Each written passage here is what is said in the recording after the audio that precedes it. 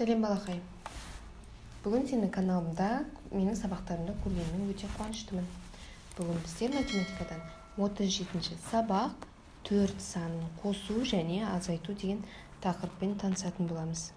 Ендеше оқулығымыздағы бірінші тапсырмаға қарайық. Есепте және есіңде сақта. Бұны ауызша орындайық. 1 қосылған 4 5, 2 қосылған 4 6, 3 қосылған 4 7, 4 қосылған 4 8, 5 қосылған 4 9, 6 қосылған 4 10. Келесі 4 қосылған 1 5, 4 қосылған 2 6, 4 қосылған 3 7, 4 қосылған 4 8, 4 қосылған 5 9, 4 қосылған 6 10. Келесі 5 азайту 4 1, 6 азайту 4 2, 7 азайту 4 3, 8 азайту 4 4, 9 азайту 4 5, 10 азайту 4 6-ға тең. Келесі есіңде сақта, бұл жердегі берілген санның 4-ке қатысты құрамдары. Келесі сандардың құрамын азайтуға мысалдар құрастыр және жаз деген. Санның құрамын есімізге түсіреміз. 6 4, бұл жерде 2 болады. 4-ке 2 қосқанда 6, 4-ке 3 қосқан кезде 7 болады. 4-ке 5 қосқан кезде 9 болады. Келесі осыларға қатысты азайту құрастыруымыз қажет.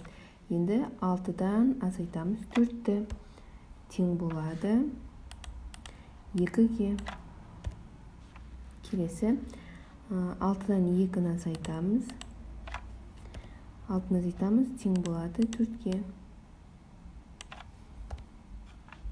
Келесі 7 азайту 4 тең болады 3-ге. Келесі 7 азайту 3 тең болады 4-ге. Келесі 9 4 және 5 сандарына қатысты. 9 азайту 4 тең болады 5-ге. 9 азайту 5 тең болады 4-ге. Суретке сәйкес жазбаны таңда және есепте. Кәне, бұл жерде неше оқушы бар? Барлығы 8 оқушы бар.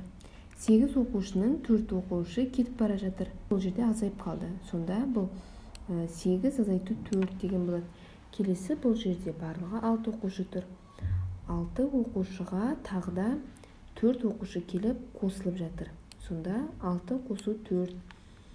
Бұл жерде барлығы 9 оқушы бар. 9 оқушының ішінен 4 оқушы бөлініп кетіп бара жатыр. Сондықтан 9 азайту 4 болады.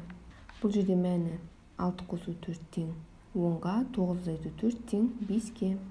Келесі бос орындарға тиісті сандарды ата. Бос орындарға тиісті сандарды ата, түсіндір. 6 қосылған бұл жерде 4 болады. Өйткені 10-ның құрамы. Еске түсіреміз. 10 азайтылған 4 тең болады 6-ға. Келесі 5 болу үшін біз бұл жерде қандай сан болу керек? 9 болу керек. 5 қосылған 9 болу үшін 5-ке біздер 4-ті қосамыз.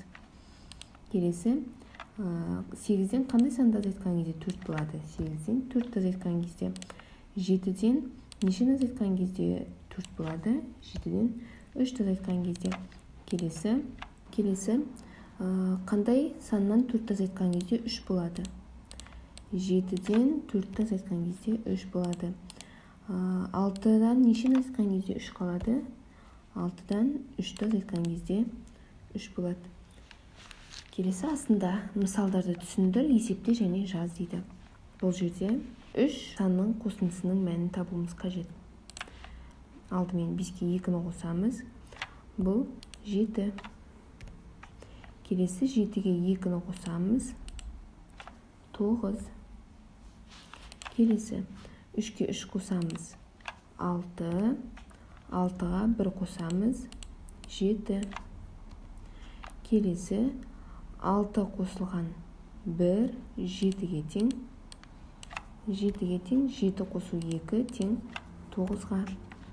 Келесі 9-дан азайтамыз 3-ті. Тең болады 6. 6-дан 1-ді азайтамыз 5.